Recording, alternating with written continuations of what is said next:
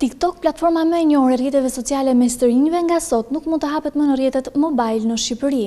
Kjo do të thotë se në një telefon të lidhur me internetin mobile, aplikacioni nuk funksionon. Por nëse kalojmë në një rrjet me wireless, TikTok ende është i aksesueshëm. Autoritetet thonë se ky është hapi i radhës dhe se së shpejti do të bllokohet edhe në rrjetin fiks.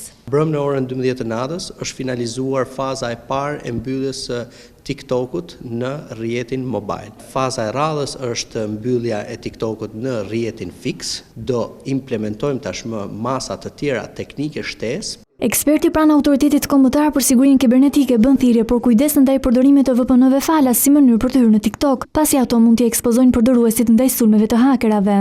VPN-ja falas ka një sër rrisjesh të cilat mund të konsistojnë në vjedhjen e të dhënave, instalimin e malwareve, instalimin e spywareve, pra është njësoj si t'i hapni derën vet një hakeri dhe të aksesojë të dhënat tuaja. Ju lutem të gjithë qytetarëve dhe prindërve kryesisht për të mos i lejuar fëmijët e tyre që të instalojnë VPN-t falas. Platforma TikTok do të rihapet në vendin tonë sapo kompania të vendos filtrat e duhur për një lundrim sa më të sigurt në nivel kombëtar. Të ketë filtra të veçantë të cilët të detektojnë, të njohin edhe gjuhën shqipe për të bërë të mundur që të identifikohet kjo gjuha e dhunshme.